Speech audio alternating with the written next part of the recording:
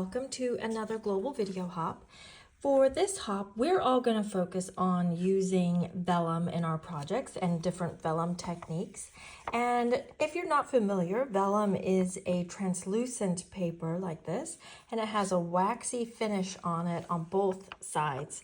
And that will be significant when we choose our techniques and also which inks and mediums we use.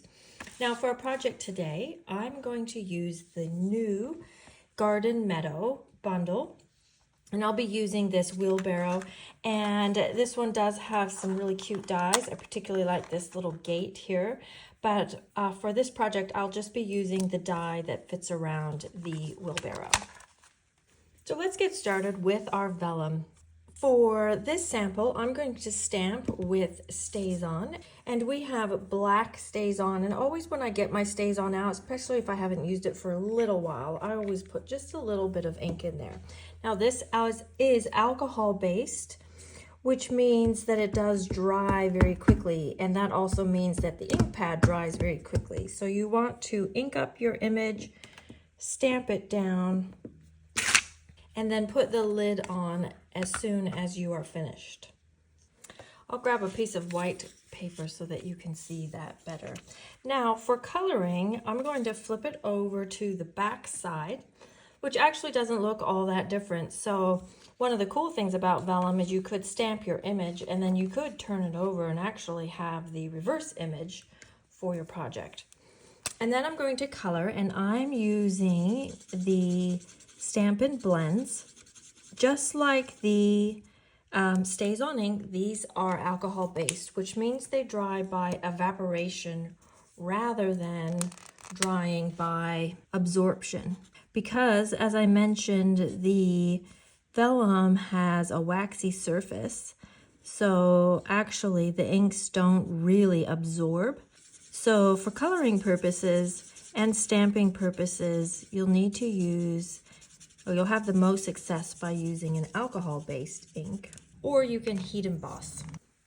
Now for this project, I'm using Lemon Lime Twist, Berry Burst, Lemon Lolly, and possibly Azure Afternoon. We'll see. One of the nice things about coloring on the back is you don't actually need to be terribly precise. And I would suggest you'll want to use fairly bright or dark colors, because you'll be looking at it through the vellum. All the colors will become a little bit muted. I'm just adding a bit of speckling with the copper clay over the wheelbarrow. Now, if you do get a mark where you don't want it, you can use your color lifter, and it actually works very well on the vellum. Or if you want to go back and add some light areas, it will remove color from the vellum very effectively. So this is what it looks like on the colored side, and then when we turn it over and put it against the white, this is what it looks like on the wrong side, but technically the right side. Now I did go over that wheelbarrow a few times just to get a little bit of color variation in that copper clay barrel. So that's another fun thing that you can do. Now I'll go and cut my wheelbarrow out. The other nice thing about using vellum is when you have it cut out, the edges aren't really that obvious, so it's very forgiving. So let's quickly put our card together now that we have our cute little wheelbarrow colored in. So I have a card base, and this is 5.5 by 4 1/8, which is standard size in New Zealand. And I'm going to use a mat of Berry Burst. And then I've got a slightly smaller mat of basic white, and I have embossed the left-hand side with the Elegant Eucalyptus folder, and I've used this one, and I've used it the long way. You could put it through the middle or use a different folder, but I quite liked having that a little bit off to the side. And then I've cut the second largest square out of basic white from the Stylish Shapes dies, and I'm just going to do a little background with Lemon Lolly, and there's no ink on there.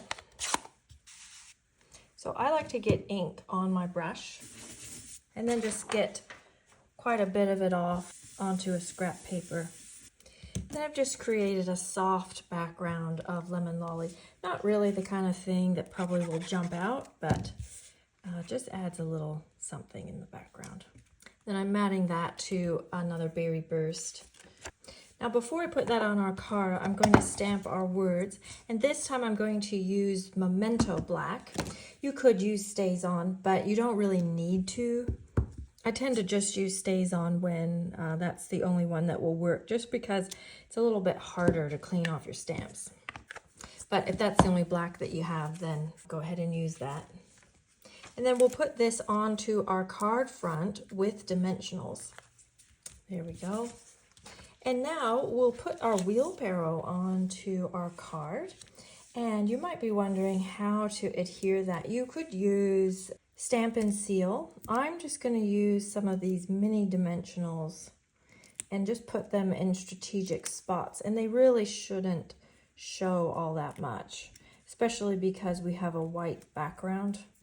Then I'll just add a little bit of linen thread there in and amongst the flowers.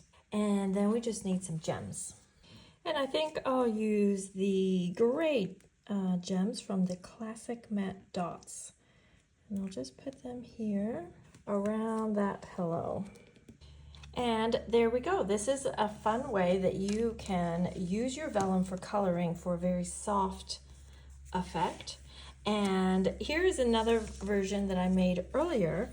And the only difference, other than being matted with boho blue instead of berry burst, is I have white embossed my wheelbarrow as opposed to stamping it in black. I don't know which one I prefer. It just is a very different effect. I think you see more of the detail and the color with the black, but the white does outline it quite well too.